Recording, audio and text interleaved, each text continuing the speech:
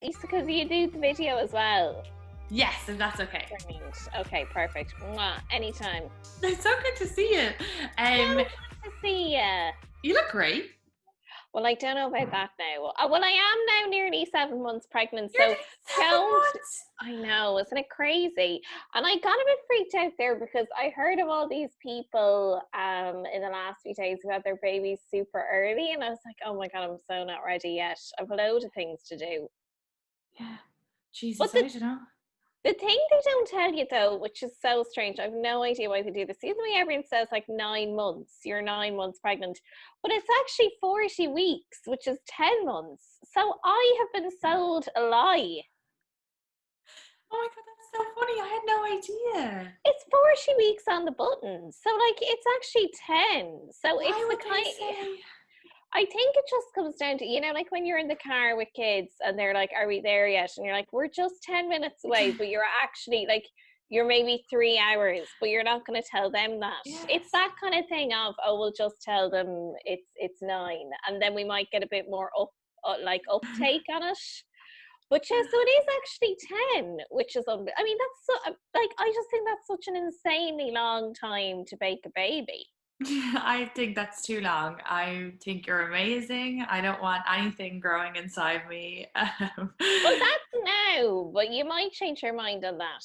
Maybe, yeah. You're young. Like, you've your whole life out. You've loads to do before you do the baby baking. Exactly. Depends on who I meet and if they want it. And if they're like, we'll do 50% of the work and I get them to sign a contract. Well, that's really important. Even though, do you know what? It's funny that I got pregnant when I did, because I think I had gone through, I think, because I'm like nearly 37 now, but I think you kind of go through a period if you're single in your early 30s where you kind of, I guess it's almost a bit of a panic because, you know, so many people are that, you know, are having kids and getting married that you think, oh my God, I need to get on this train. So you have a couple of years where you're complete panic stations and you're just swiping yes to everyone on Tinder. You're like, he could potentially have a child with me. TikTok. But then you kind of reach a point where you realize there's so many people who have such full lives minus kids. Yes. So I was kind of at the stage where, like, I always wanted to have kids, but I think I was putting less pressure on myself because I have so many amazing friends who have such amazing lives and they don't actually have kids themselves. So it's funny then when I kind of relaxed a bit about it and then we got pregnant. You know, when you chill the beans, it's like your body's like, okay, now is the time. Here it comes. Well, I hope I'm 37 too. Yeah, but you see, 7 more years. It's a good age because you know you've done it, like, you know what I mean. You can do an awful lot in those few years. So personally, I like most of my friends. Their kids are probably about 5 or they're maybe their firstborn. I'd say are like they're all around 5 or 6.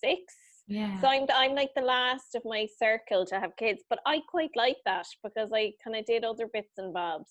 No, exactly. I think you're right. Yeah. I think you're dead right. I love that. Yeah, it's great. So for you, this podcast is about meeting people in real life, so it's perfect. Yes. You're pregnant by a man you met in real life. Well, I certainly did meet him in real life, but you know, it's funny because he did pop up on my social media, but I didn't swipe for him. But then I met him in real life and I was like, oh yeah, no, I kind of like this guy. Wait, he popped up on your Tinder? Well, it's just, so I had, like, obviously I was on Tinder, like everyone else, on Bumble. So Tinder and Bumble would have been the two I was always on. And then, like, I think it's that thing of when someone pops up and you kind of recognize them. You know, it's where you freak out and you just drop the phone and you're like, ugh! Because it's grand swiping for a stranger, but it's just that automatic reflex that you're like, no, I know you, absolutely not. Because when I first started on social media, I didn't get that. So I would see people on these dating websites from like my hometown, and it's almost like I thought it was like an ad on Facebook. So I would swipe for them because I was like, we're all friends here, and then realize that's not what it's about. So I would have seen him, and it was the case of like you'd see him and you kind of like drop the phone and just say, oh no. But I saw he had popped up in like either my Tinder or Bumble. But I didn't swipe either way. I just came out of it because I got a bit of a fright. And then, you go back in and they're gone. Yeah. So I think that means he didn't swipe for me, does it? No, that's But you do have a big fight now 10 years later. I know, at the child's christening, I'll be like, why didn't you swipe for me? But no, I think that's actually what happened, that he didn't swipe for me. I'm just gonna maybe plug in a mic. Would the mic be better, Katie? I have a mic right here. Oh wow, that's amazing. Sure, anything for the old Katie Boyle. So yeah, I love the premise of meeting, the whole thing of like meeting people in real life and all that kind of crack as a podcast. It's so clever. Oh, good, yeah. No, I'm excited, and people have had fun stories so far. The guys that have been on have all had like successful relationship stories, and the girls have all had failed ones. So it's good that you're in a, you're pregnant, you're happy, you're always so positive about your boyfriend. Successful so far, Katie, but like we'll see how it goes now after the labour if we're still together. But yeah, well, will I say how I met Fred then? Yeah, that'd be great for the listener here. So basically, I mean, poor old Katie has heard this story before, but although I don't know, have I told you where exactly we met? I don't know if I did. But so I do comedy, that's why I know Katie. So Fred obviously does comedy as well, my partner. So it's kind of funny because I have been completely obsessed with this guy when I met this other guy, when I met Fred. So I was just having one of those, those like really tearful days where the guy in question, I was a lovely person and all that, but he had no intentions of making me his girlfriend ever. Like we'd never kissed, we'd never like shifted, nothing physical had happened, but I was like basically his emotional girlfriend. So one of those situations where they're basically treating you like a girlfriend, but like there's no physical action. So this had gone on for a few months, and then I realized this guy, he just doesn't fancy me. It's just that simple. Like he does not fancy me. So I came to this realization. And then at the same time, I had a bit of like completely ancillary drama with these other male comedians, might I say. You might think male comedians and their hysteria. So Doesn't surprise me. They're the worst, Katie. Honestly, it's always the men. So I got dragged into this whole like he said, you said, he said kind of scenario. So it was a complete like shit show of a day. So I was like an emotional wreck, had spent the whole day crying, and my housemates were like, "You're not going off to do a gig tonight, are you?" And I was like, "I gotta do comedy." Seems to me your energy is so deflated on those days, and everyone's like, "I really wish this person just stayed home." But I went off to this little town called Knoll, which is like a half an hour from Dublin, and I rocked up. So it's like kind of the middle of nowhere, this gig. And I walked in and I was just like so drained, and I had a face like thunder. And Fred was up on the stage with his guitar. So he started singing me a funny song, and I was like, oh, what a cutie pie. Because he had messaged me during the week to ask if I needed a lift to the gig. And I said this to my best friend, Emma, who's also a comedian. And she was like, he's totally trying to ride you. Like, that's the only, like, everyone knows you drive. Like, everyone knows you've got a car. So, like, just so you know, that's him trying to get stuck into you. I was like, no, I don't think so. And then I walked in and he was singing to me, and I was like, oh. And then we were hanging out in the green room, and he was like the worst gig ever, Katie. Oh my God, it was so bad. I just felt so bad for those poor people. It was only me, Fred, and this other guy who was emceeing it. And I was just, honestly, it was the worst gig ever. I was horrendous. And Fred came on after the break, and he was like, wasn't Julie great? And everyone was like, no. And he was like, give it up for Julie. And I was like, bless him. And we've been having the chats, and then basically at the end of the night, so we had a big chat, and we were sitting in his car, and he was like, if you're ever passing through Galway, let me know. So just to explain for anyone unfamiliar with a map of Ireland, so like Galway's like west coast. I mean, nobody's passing through Galway, Katie. It's impossible. There would be that'd be like, I'm trying to think for people in New York, but I don't know, that'd be like if you're passing through Hawaii, yes, like no, it's not, it's a destination. It's not a stopover. So anyway, I was like, okay, and he was like, yeah, if you're passing through Galway, let me know. So then hilariously the following week I decided to orchestrate a fake reason to be in Galway, and then I went for lunch with them, and I was like, oh, I'm passing through Galway, even though I was not passing through Galway. And I went down to Galway, and everyone thought I was crazy because they were like, you're going down to Galway to meet this guy. And I was like, he's really cute. And then we went for lunch, and I was like, oh, he's such a little tout. And I was just mad about him. Oh, I love And that was this. it. I'm delighted So, you went to Galway. Don't mind your friends. I would have done the well, exact this same is it, thing. yeah. And I think Romantic. it's kind of, well, it is, I suppose, when it's with the right person. Yes. Because I guess the thing with the real book is, the real book just doesn't exist. So, like, your friends would tell you it's absolutely madness. It's absolute madness going down to Galway, like to go for a lunch date with this guy who, like, you know, the way when somebody says if you're passing through Galway, like, it's not even a real invitation. It's just that I was this mad bitch who was like, yes, I accept. But no, I think you just kind of have to go with your gut. Because I was like, there's something about him now that I think is super cute. And then we went and we had lunch, and I always say, especially now that I'm nearly 7 months pregnant, I always remind him of the fact he was so bad for texting. Like, he was just the worst in the beginning. And all my friends were like, if he doesn't text you back by the end of the day, that's him done. And it just goes to show, like, you can't listen to your friends on those things either. You can't. That's so funny because I've been just thinking the same thing where I actually have been thinking lately to not tell my friends about, nearly not to Yes, ask for advice, because a lot of the time the advice is wrong. Like, for an example, the guy that I'm seeing, just a quick thing like what you said there, but he had said, oh, it's very hard to date in the world right now. But I called my cousin and she was like, sounds like he fucking doesn't want to date you. Fuck this guy. Don't even text him back. Get rid of him. And she went on an hour yeah, rant. And then I was like, I'll just ask him. So I was like, oh, do you want to like not do this anymore? And he was like, no. And he called me and he was like, no, I'm just saying it's really hard, right? No, no, no. He's yeah. like, I want to keep doing this. And I was like, oh, I'm glad we cleared that up and I didn't just take my cousin's advice and And never it's, talk to you but it's again. because as well, like, really, and it's something I wish I had taken on board earlier on in my life. Because honestly, Katie, I've always lived my life by committee.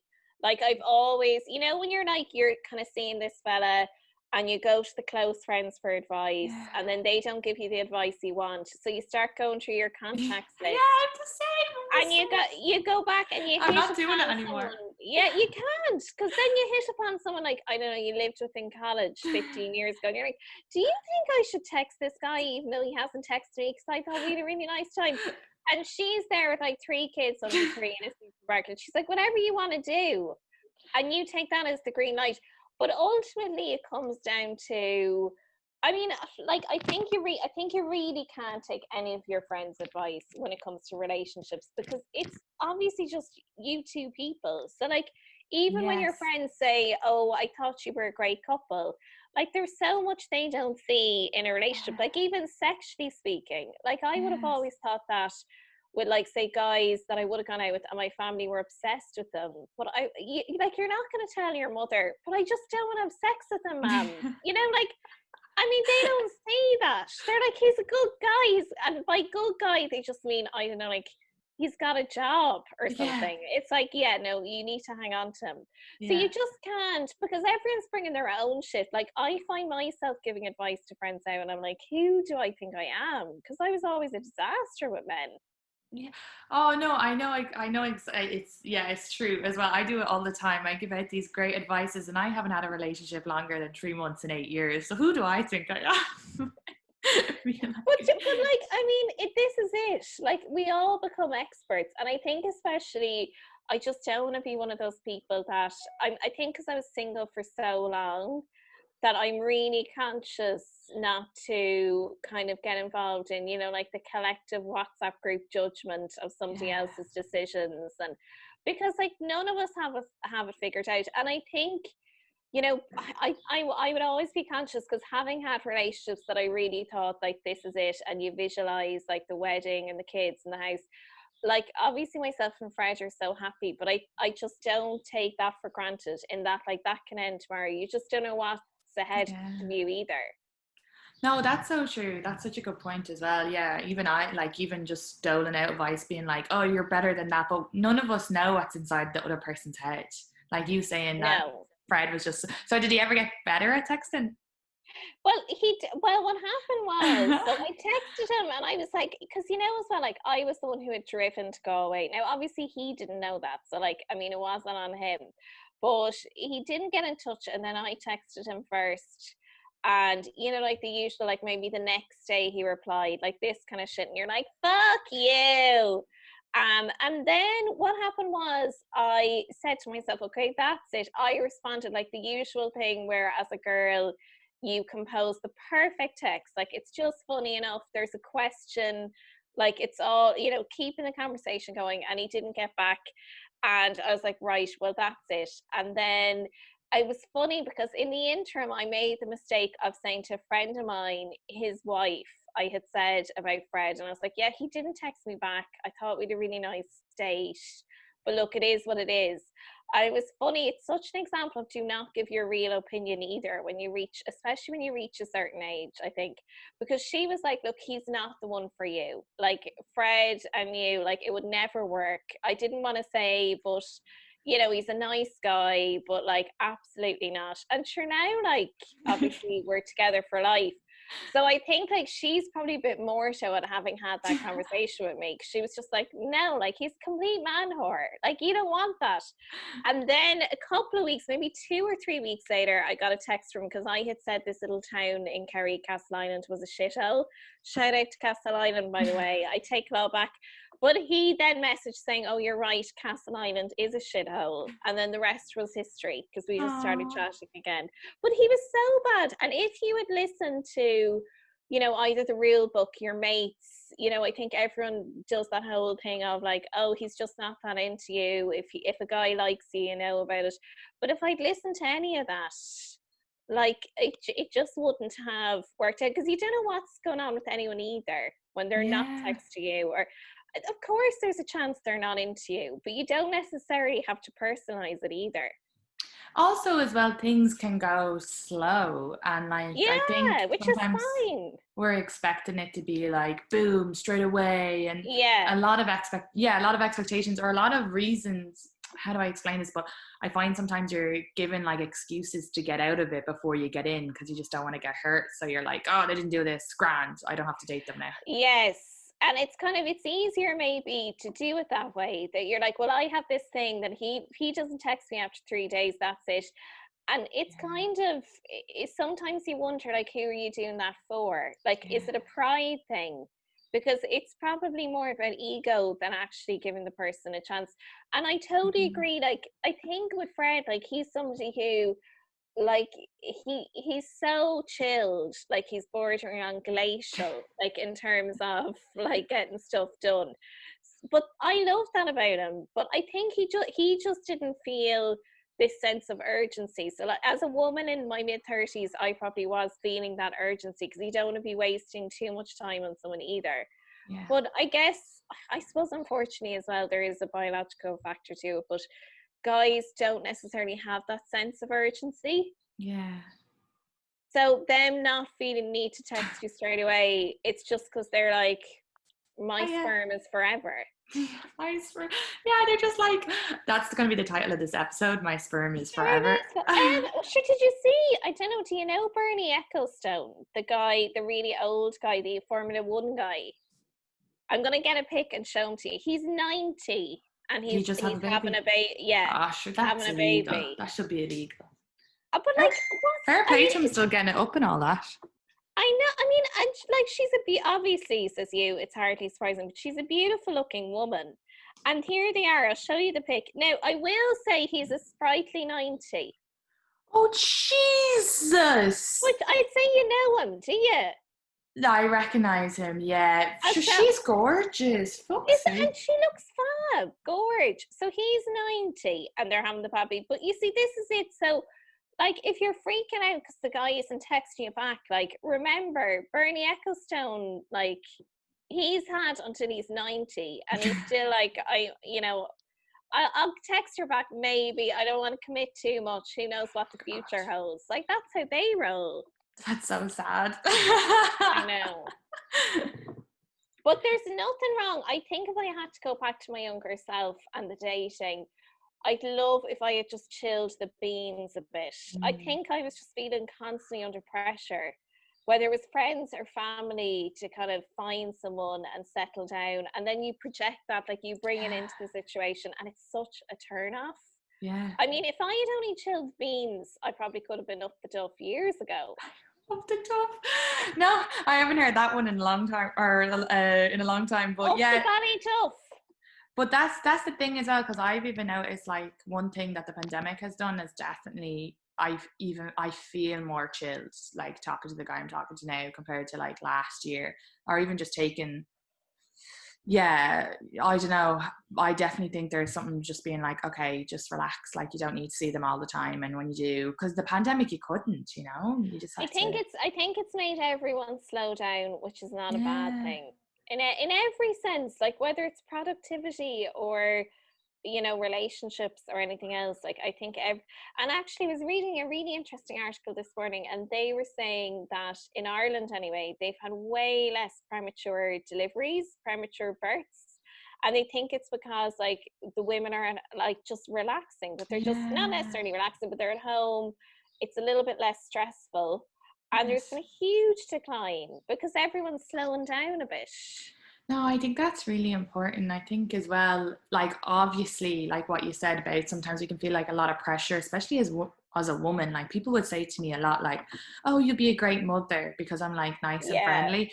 And then you're like, but also when I if I do have a kid, that's grand. But I've also decided that if I don't, that's grand as well. And I think that even this year has made me like relax a little. It's like, okay, Yeah. it's whatever's going to happen is going to happen. And then like we interviewed a woman on the shift like the first couple of episodes, and she didn't meet her partner until she was like mid 40s, and they're like so happy, and she was single the whole time. She just couldn't.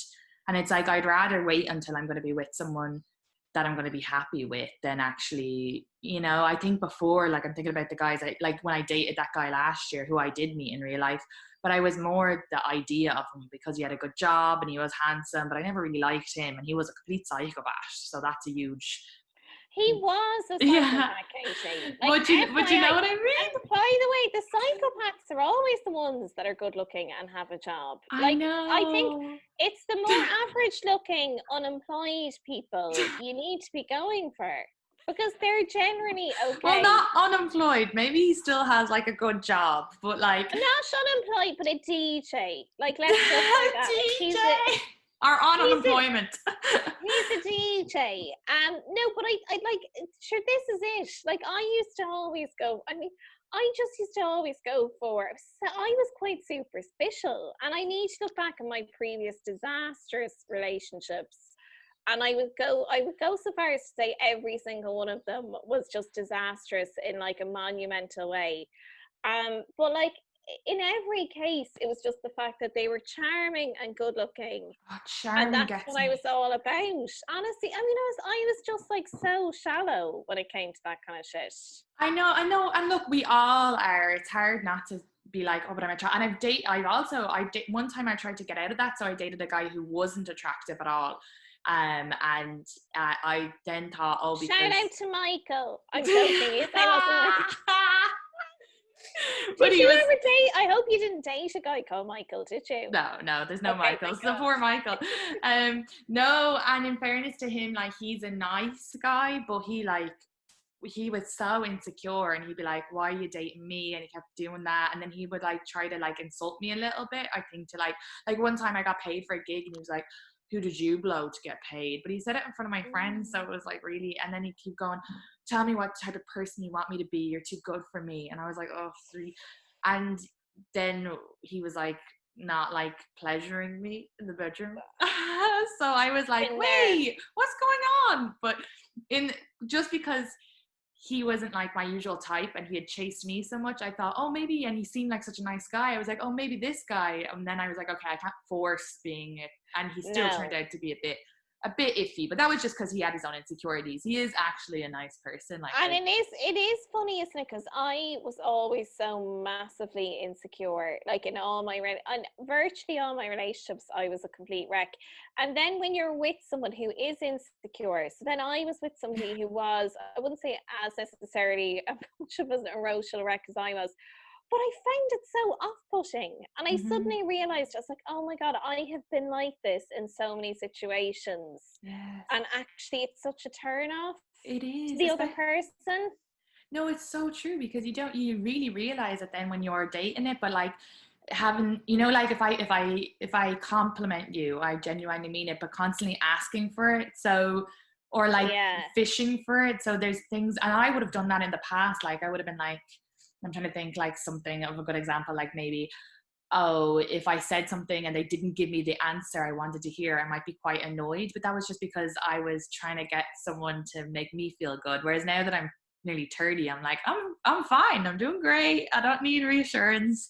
I'm Yeah. a better person to date now than I would have been in my 20s. I was probably a bit of a pain in the arse. You weren't, Katie. I'm Well, sure I mean, we all are in our 20s. we all were, to be honest. You're But you just see, figuring I it think out. in your 20s, you're figuring it out. And I mean, I still have so much shit to figure out. But I mean, I think that I almost feel a responsibility now that I'm with Fred to kind of work on myself a bit. Yeah. And I'm probably slower to kind of react. I would have always been like really histrionic and like would have like gotten really like emotional in relationships. And I think you kind of owe it to the other person to work on yourself if there is this recurring issue in every relationship. So this is probably the first time I am actively working on it. And then you see it's just better for the two of you then. You just get on better. No, exactly. I love that. It was the last guest. I'm going to put these two episodes out this week because I just had too many guests. But she was saying about, like, as well, like with partners, when you meet someone and you have that passion, she said something like this, and then actually sometimes it's better when you meet someone and you develop it slowly. But that's something I'm learning, because every guy I've met in real life that I've been like, this is the one, it is blowing up in my face 3 months later. Yeah. Well, because there's that instant, like there is an instant physical connection sometimes. So like I think you do maybe have 2 or 3 people in your life that, when you meet someone and like, it sounds ridiculous, but you actually feel it in your pelvis, like you're responding to this person. I always think, I'm like, oh my God, this is probably like what an erection feels like when you meet someone and you're just like, I feel like it's like the blood is all down here all of a sudden. You're yearning. But you actually, like, your groin is like yearning. It's burning. It's like I need them. Well, if it's burning, you need to get that checked out. But if it's yearning, hashtag yearning, not burning. I think that's the title of this episode. Okay, that's what it'll be called: yearning, not burning. But it's like, I think personally, in my experience, I've had that a couple of times in my life. And it's always been like a disastrous relationship. It's just like something that is built on the purely sexual, and it's almost like kind of animalistic. It's devoid of any kind of emotional connection whatsoever. But they've always just been completely disastrous. And I think genuinely, and it sounds so like such an obvious thing, but if you meet someone and you just kind of really grow to fancy them and find them attractive, like there is just something so special that you can potentially have this amazing physical connection with somebody that you love and care about so much, and it does make it so much better. Yeah, no, I love that. I love that so much. The only experience I have of that is like, because I started talking to someone like at the start of the pandemic until now, obviously. Is this the same guy? The architect, yeah. Brilliant. Yeah, he's the horse that won the race. But because we haven't I know, it's great, but because we haven't been able to obviously have sex and just get to know each other for, I think it's over 3 months. I feel like it's 3.5, maybe I can't count, maybe it's 3. But it's so nice just getting, and we've had dates now that it's like loosened up. I was gonna ask, so have you had but are you doing the like social distancing on the dates or no? Nah, I'm gonna admit it now. Before, when people were asking, I was like, yeah. I know, but I think even when they were like, okay, at least 1 meter, we're all like, in other words, let's just hug. Like, come on, that's what you mean here. Yeah. Well, so it's really loosened up now because of the protests and everything. But like, in fairness Of to, course, yeah. yeah, and in fairness to him now, our first social distance date was kind of social distancing because he was like making sure his mask was on the whole time. And he's very like, I know, I was like, come on, show us some lip. No. I know. You're not seeing 3/4 of the face then.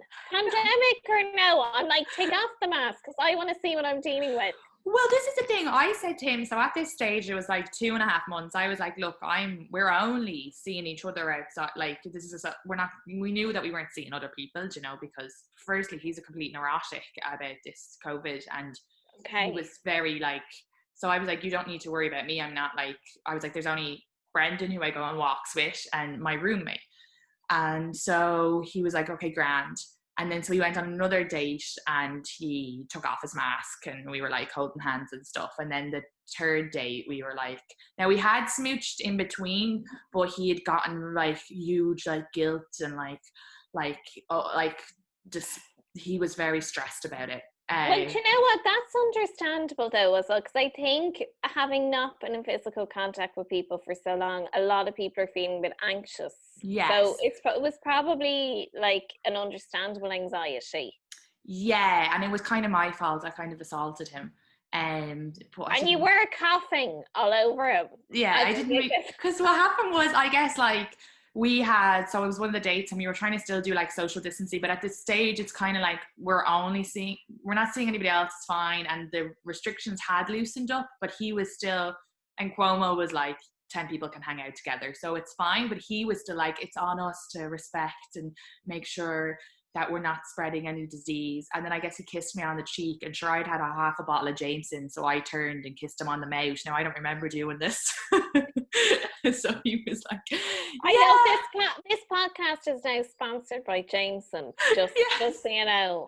Jameson will make the lady kind of assault you a little bit. Kiss on the mouth. Yeah, so, and then I didn't know this either. This is so embarrassing, but I'll share it with you in the podcast listeners. But so I guess I was really drunk, and then I put his hand on my vagina. Oh my god, so funny. The yearning was off the charts. Well, so just, you know, we've been talking for like months. Over the pants, like over your clothes. Oh, well, I had a skirt on, so it was on my underwear, but I didn't know about this, and then we were like sexting, and he said something like, well, sure, I know how your vagina feels, or something like that. And I was like, how do you know that? Because like, we drank a half bottle of vodka, or bottle of Jameson. I was like blackout, and I don't drink that much. And he was like, oh, you put my hand there. And I was like, oh, I don't remember doing that. So then our last social distance date, which wasn't social distance at all either, but you know, the last two weren't, but whatever. The first one was. Yeah. We were good. It's kind of, yeah. But so I was like, so what happened? Just tell me more about that now in real life. And he goes, yeah, you put my hand there, but like I didn't do anything. And I was like, what? You didn't do anything? Did you not like stick a finger in? That's so weird. And he was like, yes, Katie. He goes, Katie, I didn't assault you. You were drunk. And I was like, oh, okay, you're a good man. Sorry, actually, yeah, you're right. So funny. Yeah. I know, but that's because having done like a lot of shifting in Ireland of a certain period, you're like, why didn't you just go first? You're like, because that's a crime.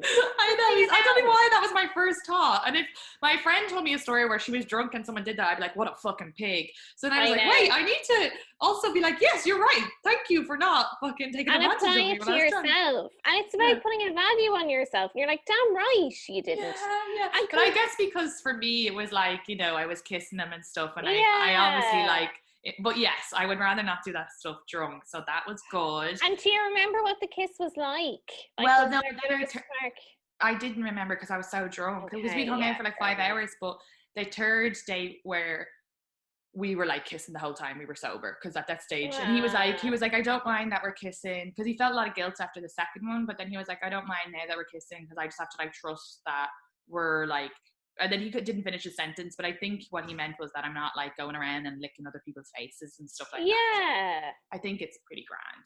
I know, and I think at this stage, like, I don't know how, like, for single people, it genuinely has been so hard. Like, there comes a point and you just need some human contact. Like, at this stage, I think we're all very conscious of being responsible and all the rest, but I think within reason, because sure, you need to physically connect with someone at this point. Well, exactly. Like, and like, obviously, he was very good to make sure that it was like socially distanced at the start, and we only had 3 real dates, and it was when the restrictions let up. So, but other than that, we had spoken for like 3 months before, so it was nice to build up that connection and go slow and not be able to have sex like we haven't had Yeah. sex. And I think that's something that's nice with the pandemic. Just like everybody needs to go a little slower, and especially in relationships, I just think there's no harm in just, like you said, getting, because I don't think we would have had the same if we had met in real life. But the fact that we had to talk on video for like literally 3 months, and so then when we went out, we had stuff to talk about. We've already built up a rapport. Yeah, that he could have you came have out with a a fucking relationship. he could have came out looking like a bit wonky. I'd probably be like, well, I still like him a little. Of course, because at that stage you kind of have built up something, and it can go either way when you're chatting to someone, I think, on the dating sites for a period of time, because if it goes on for a long time, sometimes it's built up too much, and then you meet the person and it just doesn't gel with this kind of fantasy you've cultivated in your head. But then it can go the other way, and like you have genuinely built up a connection and you meet the person and it doesn't even feel like you're meeting them for the first time. Well, that's why the video chats are great. That's one thing I would say with the Yeah. pandemic, because I'm like very anti online dating, but obviously that's why I did this podcast. But I will say video chats should be the way forward for online, because you really get to see so much more because then you can read their text messages better, because you see how they deliver a sentence or their humor. And their intonation and all that, like, because they could be Chandler Bing in terms of how like they intonate themselves. Oh, and exactly, yeah, and you could read it all wrong. But I'll tell you this quickly, and then I'll ask you more questions. But also, as well, on the date, because we've been drinking so much, and then it was late. Was I telling you this? There was no toilets. No. There's no toilets open, so he had to stand guard while I weed in a bush. Okay. I don't think I've said this on the podcast before, so anyone listening, if I am repeating myself, I'm sorry, because I can't remember between the 2 fucking podcasts where I say what. But he was then waiting for a while, because I'd done Pilates that day, and I don't do Pilates, and I'm nearly 30, starting to exercise for the first time in my life. I'm just like so unfit. And you've such an amazing bod. I can't believe you don't exercise. Yeah, but I walk a lot when I was working in the bars and stuff, and like it's like good genes in my family as well. My dad's pretty fit, and my brothers and sisters. So, but my legs locked when I went to wee, and I couldn't get back up, and I was like, either I end up sitting in my wee, or and I was sitting there like squatting, going, and I could feel it burning, and I couldn't get back up. So I grabbed onto a tree, but it had like thorns in it. So then I pulled myself up, but in doing that, I made my hand bleed because it was all these thorns. Oh my God. And then he gave me a baby wipe as well. So I tried to throw the baby wipe away, but it got caught in a fucking tree, and it's just like waving at me. So like I come out, and he's just like, "Was everything okay?" And I'm like, have blood on my hand. I'm like, "Yeah, I'm fine." And then if he looked behind him, he would just see this like white thing flapping on a tree. And no wonder he didn't stick a finger in. I love the way it's like stigmata with you, with the bleeding hands. Do you know what though? I always feel so Catholic, because I remember, right, when I was in LA, my friend was like, I said I struggle with one night stands, and I like whatever, I can't do them. And he was like, have a one night stand here, we'll pick a nice lad for you, and you'll never see them again, so you won't feel guilty. And I instantly got my period. I wasn't even due it, and I got it. And so this Friday night is funny. I know. This Friday night is the first night me and the architect are going to watch movies in my apartment. So we've moved to like apartment. He's like, okay, we can go. So obviously we were going to have sex, but you never guess what? Not due my period. Got it last night. Period. I'm not even due it. I'm not due it for another week. What's going on? That's Jesus is like trying to funny. He's like, oh, this girl's not a proper practicing Catholic. Let's get her. I wonder, is it just like, it's almost like, yeah, you've come this far, let's give it another week. Maybe that's what's happening. Yeah, maybe. Or just, I really don't mind doing it. Weird that you got it early. I know. I think my body is like, maybe my body did it on purpose. Maybe it's like, you want to wait another week. But I also said to him, I was like, I just gave him a heads up, because we had started kind of getting like sexy and messages and stuff. And I was like, look, just a heads up, I got my period early. But like, I'm down. I know. Do you know what? Isn't it I don't so? mind. It's terrible, but I used to be so embarrassed telling guys that, and like it's ridiculous because it's such a natural thing. I Yeah. look back now, I'm like, why was I always so embarrassed of getting my period? Yeah, no, it's grand. And I'm like, I like if he's comfortable in it, and if not, if it doesn't happen, it doesn't happen. But if it does, I don't mind having period sex. I just won't be bouncing up and down like a crazy lady, you know. Oh God. Do you know what? I have to say, the period sex has never done it for me though. I've always been a bit like, oh, it's just a bit messy for me. And that's okay Because too. I And feel it's like so there's so comfortable much you sometimes. can't, yeah. Yeah. And I think for me, like there's so much involved that I'm conscious of in terms of fluids then and everything happening. I'm like, there's too much going on. We just leave it a couple of days.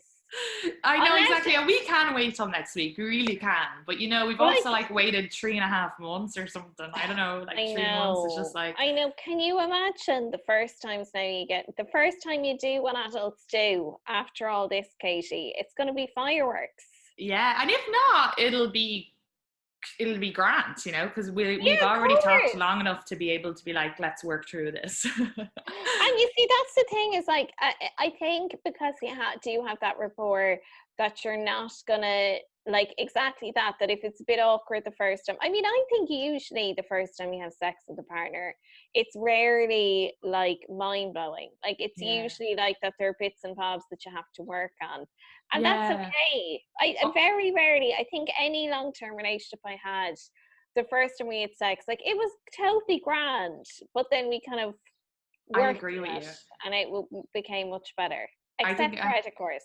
oh yeah, Obviously Fred blew my mind. and it's still blowing your mind.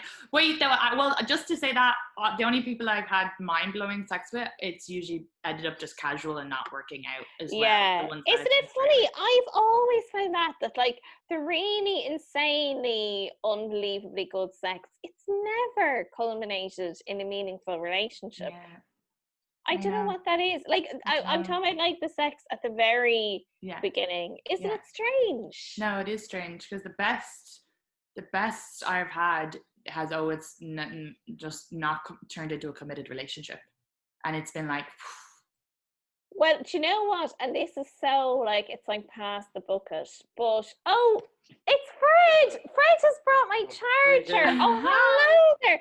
Hi. We're just having the chats. Thanks so much. Thanks. This is the baby daddy. Did you wave? Yeah. Okay. We're 80% sure Fred is the father, but obviously nice. there are no guarantees in life. You know yourself, Katie. Those crazy lockdown days. Actually, this is perfect timing because my computer was just switched on. Thanks so much. See you later, babes. Isn't he the best? He's lovely. And so wait, come back to this. So Oh yes. So 2 weeks later, I got so sidetracked. 2 weeks later, he texts you, and then when did you start being boyfriend and girlfriend? Castle Island was a shithole. But before I get to that, what I was saying before Fred came in, Oh, yes. pretty awkward at that moment because what I was going to say was, I know this is past the bucket. I know this is past the bucket, but honestly, and I said this before because Des was on up to 90 and we were talking about sex with partners. I was like, Fred is the best sex I've ever had. He really is because it's a real physical, emotional connection. And it's like when you get to that point, you're like, oh, I wish I could have told myself 10 years ago that you were going to meet this person and fall in love with them and like still have amazing sex, that the two aren't mutually exclusive. That's great. I love But he that. is. He really is. I know. No, I I love too. when you talk about him, because even when we were doing gigs in Ireland, I was like, oh, I want that. I want to be able to just be like you're literally like, and I'm not just saying this, but you I'm do light up. obsessed with him. You light up I am, though. yeah. It's lovely. I want to be like that. I want to be in a secure, happy, where I'm just like. Well, you will be. Yeah. Honestly, I never Fear thought of it that. was going to happen with me. I never did, but I do. I'm mad about him. So it is. Yeah. It is lovely. But no. So we went to. He sent me the text saying, "Castle, you're right. Castle Island was a shithole," and I was like, "Yes, it is a shithole." And then he asked me for dinner. So we went for dinner, and then hilariously the next day in work, this girl was like, just randomly we were chatting, this colleague, and she was like, oh look, my friend spotted Fred Cook in a restaurant last night. And she put it up on Instagram, and I was like, that is so funny, because I was with him. So we were all laughing. And to be honest, I think we were both at the stage where Fred would say he wasn't looking for a relationship, but it just kind of happened so quickly. So we were kind of together from when we were together, really. Yeah. Like, there was no, like, what is this? I mean, I'll be honest, we still haven't had a conversation. Are we exclusive? Like, I don't know. Like, maybe we're not. But we really just kind of gravitated towards one another. And then within the first, I'd say 3 weeks, he came over, like, he'd stayed at my house and stuff in Dublin, and then we did what adults do, and that, like, I hadn't had sex for like a year and a half at that stage. So it was so funny, because it was in the day, and my housemates were outside the door because they were just doing their thing, and they were so delighted for me, because they were like, she has not had sex in so long, so they could tell what was going on.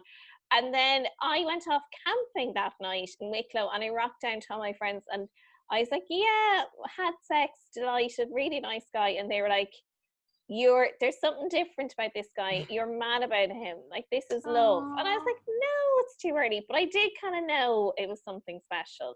Yeah. So I'd say within the first month of him messaging me again and saying, do you want to go for dinner and blah, blah, blah. Like, we were completely together. We'd gone on lovely dates, and we were mad about each other. So there was just I guess there was no guessing to it, and there was no insecurity. And I guess when it's the right person, that's the way it is. Yeah, that's lovely. I love that. Yeah, it was lovely. And we were kind of just together from the start. But I guess because, like, as well, because we both do comedy, that it kind of had to be either one way or the other. So we were either together or we weren't. So as you know, with comedy, especially for women, it is a bit of a double standard. Like, you can't, like, you're definitely judged if you are with a lot of comedians. I know. So I think that and of course it's like, obviously never is attached to the guys, that kind of stigma. But I had shifted this other comedian before, like one other comedian a few times. But I was kind of maybe a bit wary. Like, I only wanted to get with a comedian if it was going to work out. Yeah. And sure, then, like, Fred was going to London. So he had gone to London for the summer, and we kind of kept it going over the summer. And then he came back to me, so I was delighted. And then the rest is history. It's so funny that you never had the exclusive talk, because I kind of feel... No, never. Which is great, but I feel, and that's the way it should be. It should be like, though I would like it to be like, you need to have the talk if you're not going to be exclusive or if you're going to be open. But it seems to be over here in New York, if you don't have the exclusive talk, and you could be dating months, and they're like, and then you find out they're seeing other people, they're like, but you didn't have the exclusive talk. And you're like, for fuck's sake.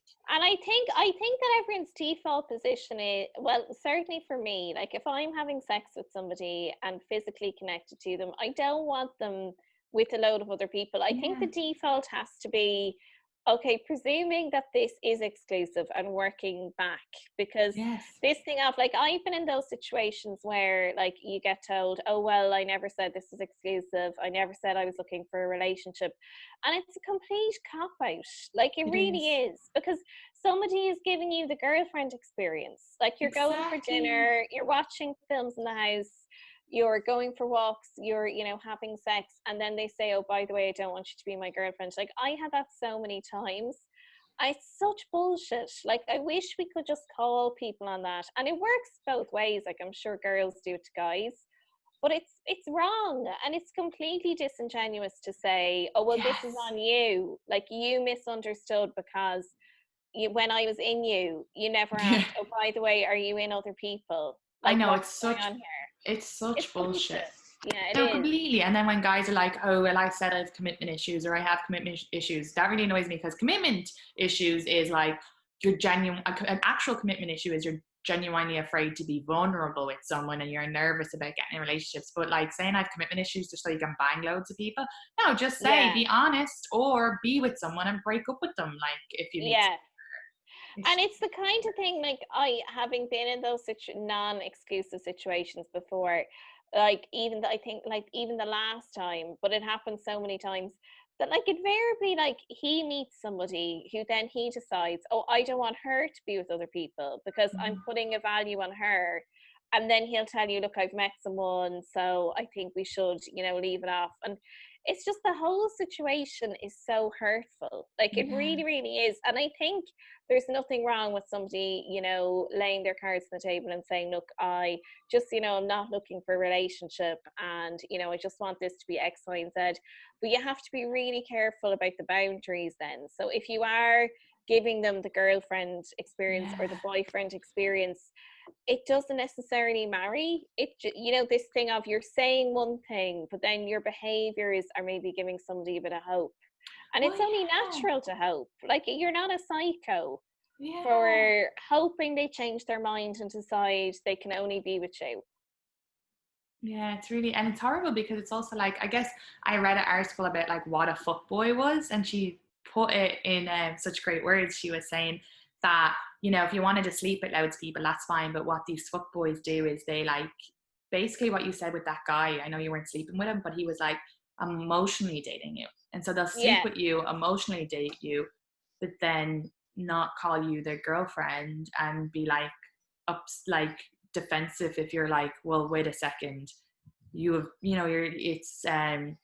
but I didn't say I wanted exclusivity. And it's like, well, you shouldn't be I'm not your therapist, and don't be coming over and having me cook meals for you or whatever, or any of those things, or it's my time is valuable, unless the person is okay with that, unless they're it's completely equal. It's like, for fuck's sake, Jesus Christ. And I think it's very childish as well, like, and I don't know why particularly so many men, I can't speak from their perspective in terms of women, but it's really it's quite disappointing how many men cling to that. But I wasn't explicit. I wasn't explicit.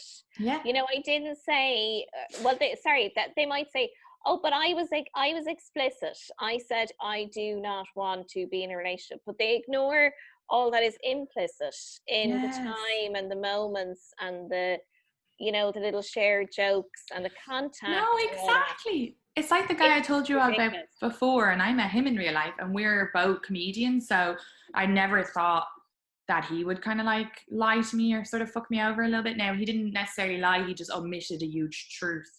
But he was like, because that's so different. I know, do you know what I mean? Lying by omission. And then like not telling me that he had an open girlfriend, like especially when he did lie, because I'd asked if he was dating someone and he said no, so that's it. But my point is, he said at the very start, like, I have commitment issues and I don't know if I could see myself ever really committing to someone. So I knew that, but at the same time, his actions were like, he was texting me every day and like we had a fun time when we go out. Now, it only was a short period of time, but you have to realize that if you're texting someone every single day, and he was asking me stuff about Ireland and listening to it, and we were like getting like little jokes and stuff, you do start to think, oh, well, maybe this will become something. We get on so well, we have great sex.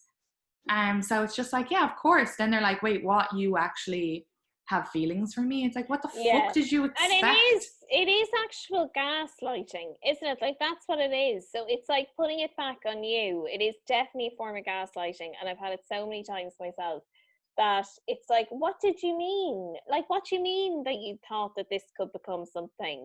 When I said it wasn't going to become something, even though all my actions contradict that and suggest that I feel completely opposite to what I'm telling you. Like, it is gaslighting, and it's making you feel like a nut job. It's like when you meet the guy and they're telling you about their ex is such a psycho, and you're like, yeah, but I mean, you, like, sorry, but you probably had a part to play 100%. as well 100%. in like, that even situation.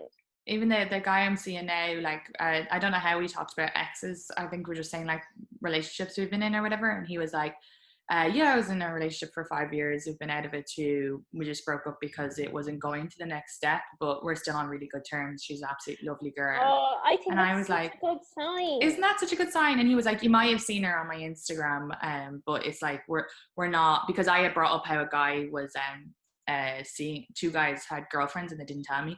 And he was like, so if you see that girl, it's far down, but we're broken up 2 years. And I was like, yeah. I didn't see it, but I was like, yeah, I saw it. Don't worry. I saw the year 2017. You're like, oh, I didn't much is it? Oh, Yeah.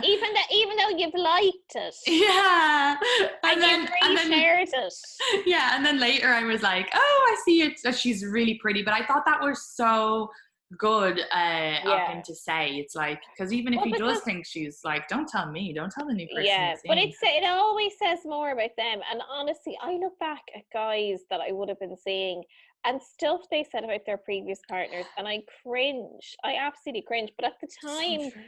I probably entertained it. And like now, obviously knowing that they were saying the same things then about me, like that they were factoring me into this whole like, oh, woe is me, because every woman I've ever been with is just nuts, or she's a bit mad in the head. Like I look back now and I'm quite sad that I didn't actually have the cojones to say, well, the problem is clearly you, because like Yeah. you are the common denominator here. But I think with the exes, because I know now even Fred would still be, when I say in touch, like he would still message a couple of his exes like the odd time. But I actually personally like that, because I think that it shows that he's still on good terms with them, Yeah. and I think that's actually a good thing. And he's telling you about it. And the thing is, as well, it's hard to erase something that was a few years of your life. Yeah. Now, here's the other thing, though. Like, if I was about to say his name, if Architect were to ask me about my exes, like, you know, Boris is a total Looney Tune, but I only dated him for like 4 months. So it's not like Yeah. an ex. And then my previous ex was an alcoholic, but he would have been a great guy if he wasn't an alcoholic. He wasn't an alcoholic, he was just Irish, I Katie. know There's a difference. he was Irish, and he was a raging alcoholic, and the poor Oh, lad. Yeah, because he would have been, but he was such a horrible person when he was drunk, which is such a pity that he needed yeah. to be drunk after like 4 p.m. every day. Yeah, and I guess, I mean, I would look back at previous relationships and probably say a few of my exes were, well, I don't think I would say they're nuts or they're psycho or they're mad in the head, but they definitely had their own issues, but Yeah. so did I. So I think together it was just a really toxic combination. So I'm at the stage now Yeah. where I'm like, I actually didn't behave very well, so I'm not doing the whole like I was a victim and all of Yeah. it. But also I'm looking at them and I'm like, actually they were dicks in their own way as well. So Yeah. together it was just like clusterfuck. Yeah, like definitely with like the guy last year that Des calls Boris, he was a psychopath for sure, like the checking the pulse and all of that stuff. Well, I But, mean that, yeah, like it wasn't even, it was beyond textbook. It was yeah, just, it's not. It's like there's no way I could even be like, oh no, it was definitely, he's a bad bush, where I look at myself and be like, okay, what was I doing wrong? Well, I was ignoring all of those red flags, because I stayed with him 2 months after he checked my pulse. Now, in fairness, I got out after 3 that or was just the 4 worst months. story, Katie. The I pulse know, checking.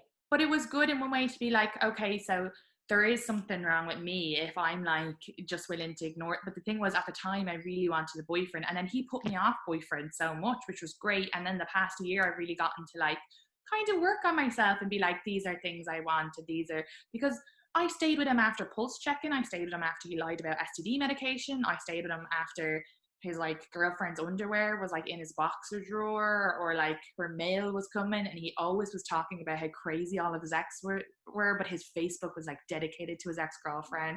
Like, there were so many things that I was just like, oh, it's fine. And so even though he of course had serious issues, it's like, okay, well, why was I like, oh, that's fine? Like, did I want to be with someone that bad that I'm like, he told me space doesn't exist. Like, we don't even relate on just general science. He was a So flat earther. I mean, that's the worst crime of all, Katie. I know. Forget Do you know the what? checking the pulse and But the STD medication. But are you telling me he was a flat earther? I know. But you know what was so good about it? That it takes someone like that for you to really go, okay, actually, what are my issues? Why do I have a high tolerance with crazy? Why do I have this? What do I want? And then I wrote out a list of what I want in a man. So it's all good. So I don't regret dating him, but I will say that I keep remembering things still to this day that he did. And we were in Jersey and we were looking out at the water, and he looked over at New York and he goes, Katie, in a Russian accent. He's not Russian, but he's Eastern European. Yeah, look at I can't do it, but he goes, look at all those sheep. And I was like, what? And he goes, all those sheep in New York just going to work 9 to 5, never questioning the system. And I was like, oh, here, I'm a sheep. I'm a sheep. And then he put his tinfoil hat on and he went on your merry way. You know, when he was telling me about space, he started showing me these documentaries. And for the people listening, I just did that in quotations because it was literally YouTube clips. And he was like, see, they're not in space. Look at the wires. Look at the wires. I was like, and when I laughed at him, he got really mad. And he was like, why are you laughing? And I was like, oh, just because it's a bit ridiculous. Like, obviously we know space exploration is real. And he goes, I don't laugh at your beliefs. And I was like, yeah, because I believe in space, pal. Like, oh, I mean, and how long were you with them again? 4 months? 4 months. Yeah, just less than 4 months. 4 months too long. I but know. You see, it's good though. I learned a lot. But I was going to say, I bet the sex was great. It was amazing. The night I decided to break up with him was the best sex me and him had ever had, and we'd done it a couple of times. And I remember thinking in my head, this isn't worth all of the shit he's put me through. No. So, and you see, it just wears you down. And I remember a few years ago, I had a really bad breakup, and I actually went to a counsellor about it, and she was so cool. She was Dutch.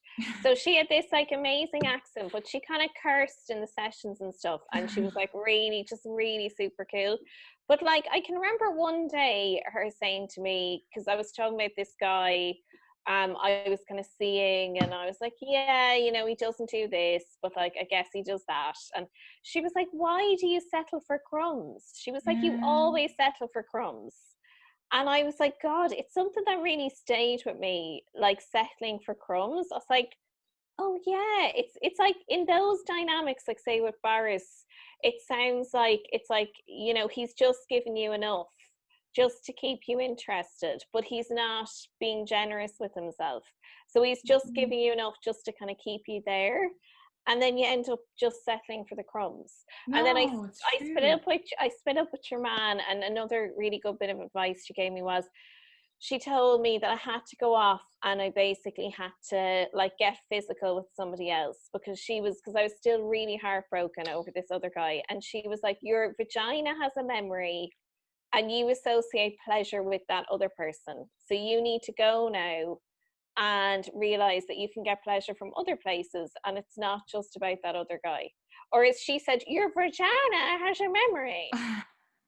I love that. That is great advice. And when you went off and had sex with someone else, did you start to heal from the last guy? I actually did, because I think it's part of the healing process. So like you're kind of grieving something that was, and I think sometimes you need time, and then other times like it can go on for a bit too long that you're kind of still mourning physically what was with that person, even though you can also get that kind of same level of pleasure from somebody else. Yeah. So it wasn't something, you know, it wasn't something I was actively looking for, but she was like, I think it'd be really good for you.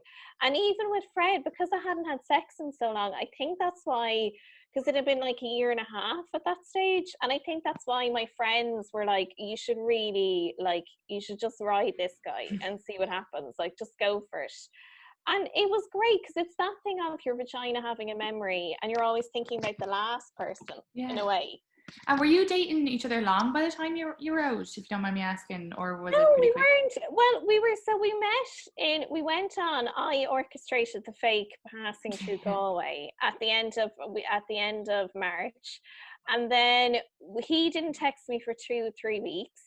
So that's kind of like the third week in April, say. And then he'd come up to my house in Dublin for a couple of things. He was doing gigs, so he kind of came up and he met the girls I lived with and all that. And then Maybank holiday weekend, we sealed the deal. So it was all like really quick, maybe 5 weeks, maybe. Yeah. No, that's great. But we always say Maybank holiday weekend is our anniversary, because I do think, like, it's again a bit of a cliche, but like we've been seeing each other, but then when we had sex, it was just like really cemented. And I always say that then after we had sex, because it was the girls had gone off camping and I was following them down, but we went downstairs and he was playing a song on the guitar and I looked over at him and I always say that was the moment I fell in love with him. Oh, I love that. That's amazing. Yeah, and I do have to laugh because he did an interview a few weeks ago with some magazine and he was saying in the magazine about where we met, and he's like, Judy was in a really bad mood that day and she came in with a really cross face and I played her a funny song. I was like, oh, please, thank you. But he did say, which I thought was nice, because the person was like, oh, was it love at first sight? And he was like, I think it was. It was just something kind of special. But then he was saying, even if it wasn't, you couldn't say in print media, no. It had to grow. That would be so funny if he just said no. But I guess you can. Sure, that's what he said. And I was like, I suppose that's true. But I do always say, like, after we had sex and we went downstairs and he had played the song, and I looked over at him and I was like, oh, I yearned for him. Aww. Every part of my being yearned for him. Yeah, that's so nice. I can't remember if I said this to the last guest. So again, listeners, if I repeat this, it's just one sentence. I'm sorry. But I was just thinking, like, I was really irritated when I went on my third social distance or whatever, third date. And before I met up with him, I was super irritated. I was in a really bad mood. I should have known I was fucking getting my period early. But everything was annoying me, like the train, people talking to me. Even he called and he couldn't find me, and I found that was kind of annoying me. But as soon as he walked up to me, I stopped being annoyed. And I didn't, his presence is so calming that I was like, and then I was kind of like, yeah, I could definitely, spend a lot of time with him, because this is like, it's so nice to have someone who just changes your mood for the good. And like, I would rarely be irritated or in a bad mood, but so when it happens, I'm like, I'm like kind of chirpy. Yeah, but it was so nice when, as soon as he walked up, I was just like, I felt like more relaxed, and I was like, that's so nice that he has such a positive effect on my mood. And I think, do you know what, like, calming is just, it's so important. Like, Fred is like pure zen in the house. Like, he's so calm, whereas I'm like a really histrionic personality. But like, you need that though, because then he just kind of tethers me a little bit. Not in a literal sense, like tethers me to the bed, but like, he does just kind of bring me down. Yeah, I'm sure, look, whatever you're into.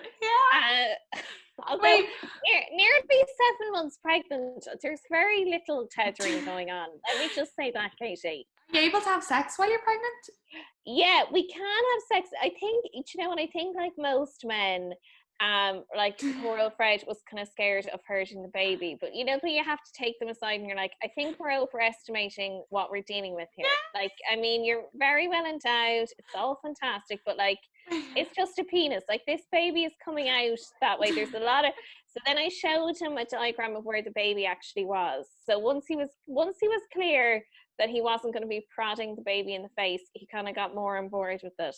But I think it's really important, because especially with the baby coming, I know from talking to friends and stuff, like, it's funny whether you have kids or not. I think when you're together for a few years, like, I know from my own experience, the sex is so quick to go, and it's such an integral part of a relationship. So I'm really trying to keep that up. I mean, obviously some positions are like they're not happening at all. So it's just forget. I mean, the missionary position, like with Fred on top, like no time soon with the big belly on me. But like, you can make it work, and I just think it's important to do that. Yeah, that's great. That's great advice as well for anybody. And this is kind of like separate, but I know, like, how do you feel about the birth? I was really scared about it, because I have a really low pain threshold, like really, really bad. So but then I've started this hypnobirthing thing, and it's great. So it's a course you do as a couple, which is actually lovely. So you do like a 5-week course. It's 2.5 hours each, and we do it on a Zoom. And it's this idea that you change the language around the birth. So instead of pushing, they call it breathing down. Okay. And like, for example, the birth canal. So they don't call it the birth canal. Forget what they call it. But they were saying to me, because you think canal, you think something really long, but actually the birth canal is only 3 inches. So the baby doesn't have that far to go. So all these little things make me feel better about it. Good. Even though they're very much, and they're lovely people, but they're very much like, I mean, you won't need the drugs because you'll be breathing. I'm like, oh no, like I'll be taking I know, you see. I think women put enough pressure on themselves, and I'm like, no, I'm going to take the drugs. Absolutely, I'd be like. But I am a bit nervous about it now. I wouldn't say I have a phobia, but about the drugs or the birth. The birth, because I think people are so quick to tell you the horror stories. Like, I people are know. like, oh, you know, I went in, I was too late for the drugs. So then, you know, they got the forceps broke. Like, that's how much pressure there was. And Jesus. then your man left, they sewed me up and the doctor left a pen up there. Like, it's just crazy stuff. No, you'll be fine. I guess I'm terrified of, I don't like even like when I have a hangnail or whatever, like I have this weird thing in like I don't like, I don't know how to explain it, but like, or you know, like if I'm wearing my jeans and they're in a weird position, I feel very uncomfortable. So I can't imagine having something in my stomach. I know this is going to sound very bizarre that I have this weird neurotic thing. So I'm very afraid of that, and afraid of giving birth. But then, you know, half the population do it, and they're very happy afterwards, and they're fine. Yeah, And but it's strange. Like, you know, even feeling a baby kicking you and stuff from that's within. so bizarre for me. So I can't weird. imagine. I woke up the other night in the middle of the night, and I actually, this is no word for lie, I sat up in the bed and I was actually winded. I was completely winded, and I was like, it feels like I've just been punched in the ribs. And sure enough, I felt another one, and I like crawled to the bathroom and I did a Google, because I was like, something, like I was actually out of breath because I was like, oh my God, my rib. But it turns out like the baby can kick you there and stuff. And you're like, this is crazy. I'd be so mad. I'd be like, stop it. I can't. And I'm a bit of a was control freak sometimes. I need to Yeah. be very calm, but stuff like that, I'd be like, I can't control this and it's in my body. I would. It's really strange, like, to think they have everything you and I have, but just in miniature. It's just insane. And I just felt like I was being heckled from within. I was like, Jesus. But it's a surreal experience, but I am loving being pregnant though. Good. I do love being pregnant. Yeah, my stepmom said it was her favorite time was being pregnant. Oh, it's lovely. Like, I've actually never felt so special. Like, I can't believe, because I think I thought it'd never happen. Yeah. So now I just love my little bump, and as you can see, I'm wearing a jumpsuit, so I'm rocking like early 90s children's TV presenter, like Saturday morning. This is my new look. You look great. I know. No, I'm so excited for you. I can't wait. I can't wait to meet your baby.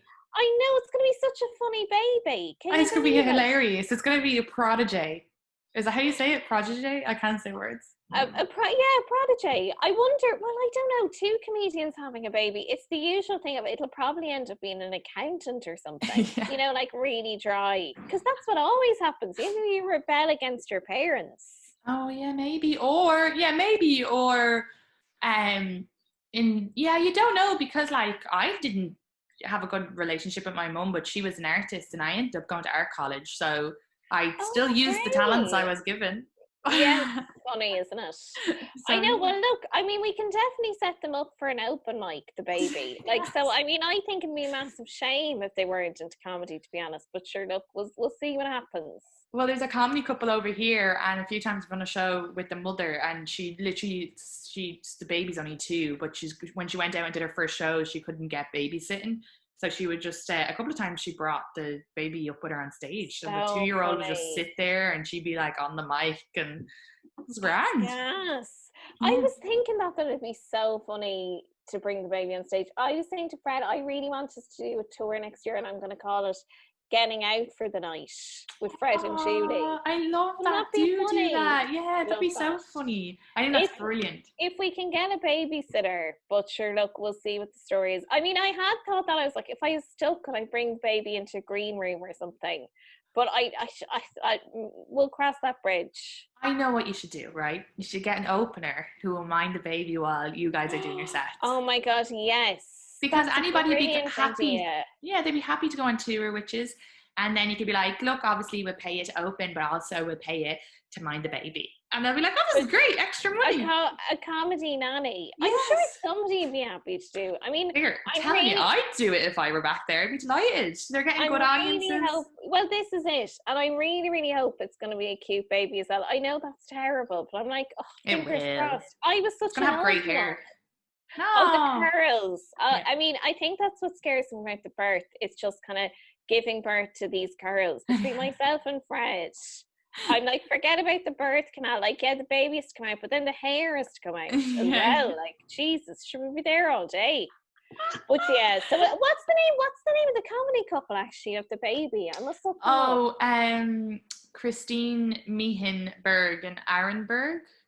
Okay, I'm gonna check them out. Yeah, I'm not like close with them at all now. I would know Christine, so I just know her from doing shows with her, but I'm not Okay. like buds or anything. I don't know anything much about them, to be honest. I'm About only them. I'm only having this baby just for some new material because all my single girl jokes have dried up with I the coming of know. Fred. So Maybe now I I'm sh- like this maybe I whole new should have a thing. baby. Honestly, do you know what? I've written so much even about being pregnant in terms of jokes and stuff that I'm Great. like, oh, it's great. I mean, it's not the only reason to have a child, but it's definitely this It's a little new money audience. maker. It's a new audience.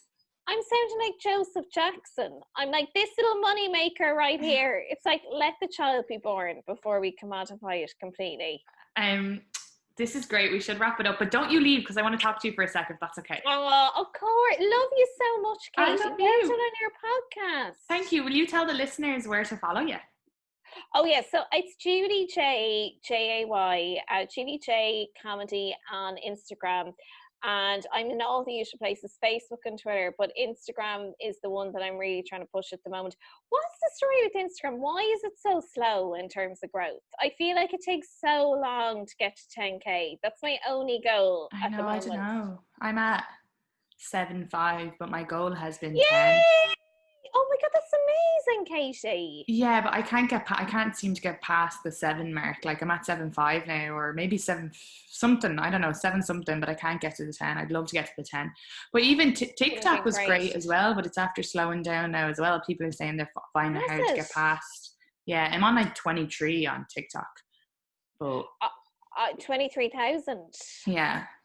I started TikTok a few days ago and I'm currently on 6 followers. So if you do want to, and that's not even a joke, but I can't work it. I'm old. So I'm trying to work That's it. I was trying to do a video with Fred today, but it was exhausting. I will end up doing this TikTok video. But if you do want to find me on TikTok, it's Julie J Comedy. And let's go from 6 followers to 10. Yes. That's my goal there. Well, there's definitely TikTok listeners listening to this. So, but Yay! But Brilliant. Here's the thing, if you have stand-up clips, they're the ones that do the best on TikTok. Oh, interesting. Okay, so I'll put those up maybe. That's my only ones that have done well. Those ones have gone like viral, except for my most recent one, but it was a repost, so I guess that's probably why it didn't do as well. Sometimes I repost them because I'm running out of fucking stand-up clips. And it's good to actually put up your stand-up as well. If it's stuff you're not still using, I guess. Oh, even if you're still using, don't worry about it because people really, yeah, okay. They might see that and they're not gonna go to a show and go, oh, she did that exact joke. They won't remember, and plus they'll be fans of you, so they won't care. Yeah, that's true. Yeah, that's good advice, Katie. Yeah, people they don't remember, and then they'll still laugh if it's funny, they're gonna laugh and like it. And if they're fans, then they're gonna be, oh, I'm excited to hear that joke about accents. Okay. Saying that, I got a bad. You want to hear this? Should I say it on the podcast or should I say it to you afterwards? I'll say it on the podcast. Fuck it. Do. Someone called me thick on a review of The Shift. Isn't that so mean? And they gave it 1 star and they said Katie is thick. She can't hold up a conversation. Now I'm able to hold up a conversation, Julie. Am I? But oh my god, Katie, but can we just say that all the reviews I've ever seen for The Shift have been so glowing and like they rave about you too. The reviews are really hard because I know I saw a comment under a YouTube video and somebody had written that I was excruciatingly shit and they had no idea why I got into stand-up comedy because I was so bad. And you can read all the good comments you want, but you do hone in on the awful one. But like, you know yourself, that is not somebody who's right on the head. Because like, if you were living a happy, healthy life, you would say to yourself, that podcast or that YouTube video, it's not for me, but I'm not going to write anything mean. So if somebody's writing something like that, I mean, obviously it's on them. Like they're clearly some kind of headbanger, but it's still shit. Well, this is the thing. Firstly, I'm glad that I'm nearly 30 because I'm like, this me is like, look, that's him. That's some Klasky is his name or her name. But that's just their fucking, because who goes on? It's a free product, you know, unless you're putting money into the Patreon, you're not paying. So if you don't like it, just don't. You only write reviews if you like it and you want to be nice. Like, there's no need to go 1 star and then call me stupid. Like, you know, I've never claimed to be smart. Yeah. So you are very smart, but Katie. you know what I mean? It's not like it's a fucking history podcast. Like, what you want from us, you know? Yeah. And not, we're just like this chatting. is it. And people are so cheeky when they do post comments like that on free content. Because as you say, if it's not for you, just jog on. But I find But it the really same with your hard not to stand-up. personalise it. Well, but the same with your stand-up as well. Like, obviously, you're amazing, and I know that, and you know that. But I mean, again, they weren't paying to see that on YouTube, so why even go? But like you said, it's just fucking arseholes. But like, it's funny because I texted the guy I'm seeing, and I was like, oh my god, I can't believe they called me thick. And he was like, what? And I was like, oh, it means like stupid. It was from a person in Ireland. And he goes, well, thick means sexy in America, so really they meant you were sexy. And I was like, oh, that's so I really cute. like the architect. What a dote. What an absolute sweetheart. Yes. But he's right. It's so shit, and I just wish people wouldn't do it. I mean, even sometimes people for Crimeland, my podcast, like they'll write things like, which is fine, like they're generally all positive, but they might have a comment about the guest audio or something like that. I'm like, just message me privately. Like, you don't need to put this up on Apple. And the thing is as well, and they'll message you. We've gotten majority 5-star reviews, and we've gotten great reviews on both me and Des. And Des has gotten one where they said something about him, and I've gotten one where they've said something about me. And then we've gotten one where they said something about the audio or about a specific episode that they didn't like. So they marked the whole thing 1 star. And you're like, oh, well, hold on, you don't realize you're marking the whole podcast. You didn't like one. And they literally wrote in the thing, loved all the other episodes bar this one. And you're like, well, you haven't told us which app, and now you've gone and marked the whole podcast and the audio. People messaged us sometimes about the audio at the start, but it was like, this is no fucking, we weren't getting paid at the time. This is I think people need to chill the beans. Again, it comes back to, if you have a comment in relation to audio or something like that, I get why you want to message the person privately, but ultimately it's free content. Like, you know, people are doing their best here. Yeah, we're just trying to make you happy. That's the other thing as well. It's actually hard to do 3 or 4 of these a week when you're in a pandemic as well, because you don't have as much to talk about. You're not used to chatting to people anymore. So it takes even that much, a bit more of effort. Like, even myself, I keep struggling just to form sentences. So it's like, just give us a fucking break. There's a pandemic, you motherfucker. What do you want from us? I just feel like screaming. You know what? It's so much better doing the video, actually. I'm going to start doing this with my guests because it's actually a million times better. Yeah, it's great because you can see. And once me and Des did a lot of phone call, and I actually found them quite hard. I was like, I would always be in my head being like, stay present, because I'd say I have a bit of ADD anyway, because I find it very hard to concentrate. And so I really need one-on-one, whereas this video it really helps me be like, oh, it's great. More it's in touch with the conversation. Good. Yeah. It's great. It's funny though, you know, Colm Terrell, he'd be a good friend of mine, and I told him yesterday, and he was like, Katie, what you have to do is you have to own these bad reviews. I always tweet them when I get them, and he was like, I get them all the time. And he's so funny, like, with his I was going to tweet the one I got on YouTube, but the reason I didn't was just because people are so nice that then I knew people would message me like, don't mind them, and they wouldn't get them. It maybe I was just kind of pulling the piss out of it. So I was like, I'll leave it off. But I think I'm going to change my Twitter bio to excruciatingly shit. Yes. That's so funny. And you're so great. You're like one of my favorite comics. I learned no, it's true. I learned so much off you in October that I took with me over here, that I was like, oh, you know, that you're just great. You're the best. So don't. Well, you're a natural. You're an absolute natural. So it was a pleasure gigging with you. Yeah. Well, I did do a little TikTok video about the review. I was drunk last night. I probably shouldn't have done it. Oh, I'm totally checking that out. Yeah, it didn't do well on my TikTok, but my stand-up does well as well. So, you know, I find it hard to do the like video where I'm like, I'm just, because I need the real audience, or I need someone listening to me. Yeah. I find it hard to just talk to myself, but everyone's got their medium. So like stand-up is yours, you see. It's coming back. Stand-up is coming back.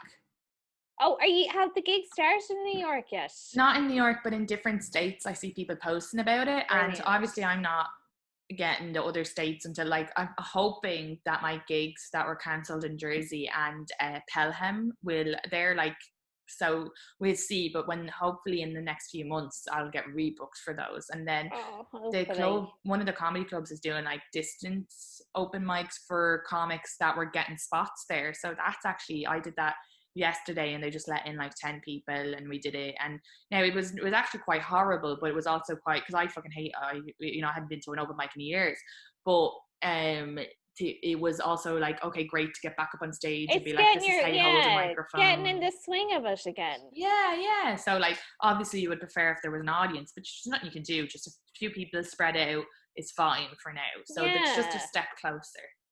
Oh, hopefully. You'd really miss it, wouldn't you? Yeah. What's it like in Ireland? When do you think the gigs will be back there? Well, I was talking to somebody yesterday about it. It's really hard to say because, like, I mean, as a small country, obviously our numbers still aren't great. Like, you know, they're fine, but they're not down to where they need to be, and should we basically been on lockdown. So God knows what will happen, I think, when things go back.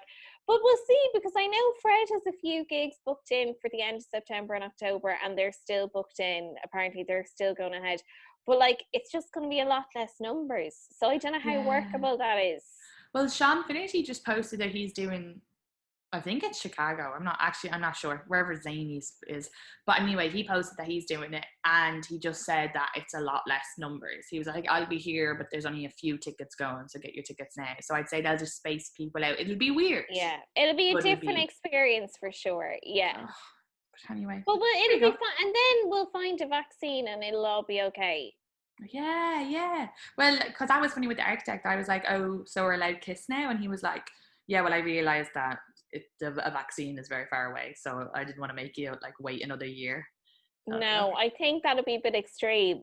Yeah. I think, to be honest, I think at this point, you know, everyone has done their best, and I think you deserve a kiss and maybe a little bit more. Yeah. You do, Katie. And the thing is, now Cuomo said you're allowed to hang out with 10 people, so he's in my 10. Well, if Cuomo said it, is he the governor guy? Yeah, he said just wear masks and stuff. So obviously with architects, I'm not, but that's different because we've been quarantined the whole time. We're not smooching other people. Yeah. So imagine he turned out to be like very responsible. Yeah. Imagine it all just turned out to be a lie, and he was like going around pulling this line with all the quarantine girls. Stop. Oh my God. No, you don't need, look, he's not another Barris. There's no, he's not. Barris. He's not. He's lovely. Even if it didn't work out, we would stay friends. Like, he is genuinely very nice guy, and we have so many similar interests, so there'd be no reason why we wouldn't stay friends. He's not like, plus as well, do you know what's interesting as well, just last thing before we go, when you meet people in real life and stuff, sometimes you can overshare, because if you have that quick bond, that quick like intensity, and then you start telling them about your childhood. And what's nice, I guess, about getting to know someone slower is you're like, actually, they should earn this trust. So I'll give it about 6 months before I tell them I don't speak to my mother. You know, let's get them trapped before he worries about that. But that's nice too, though, because I think when you tell people things about yourself, you're making yourself vulnerable. Yeah. So not everyone deserves that vulnerability either. Exactly. So there you go. We should wrap this up. I'm going to turn it off, and then I'll say bye to you quickly. But I love you, Katie, and I love the listeners. Love you. And for the listeners, positively review us. Go on to Julie J's videos and say she's amazing, and go on to this podcast. Oh, and if you want to go on to the shift and kill Klasky, that'd be great. Oh, so funny. Let's do that. I need to double check that. I've reviewed your podcast. I think I reviewed the shift, but I'm going to check. I reviewed Crimeland. Did you see that? Yeah, I love it. I did. Oh, guys, go listen to Crimeland as well. Crimeland is my baby. Katie, you were great on that episode. It was so much fun. I loved it. Oh, it was good crack, wasn't it? Okay, Thanks so much, Katie. Bye, guys.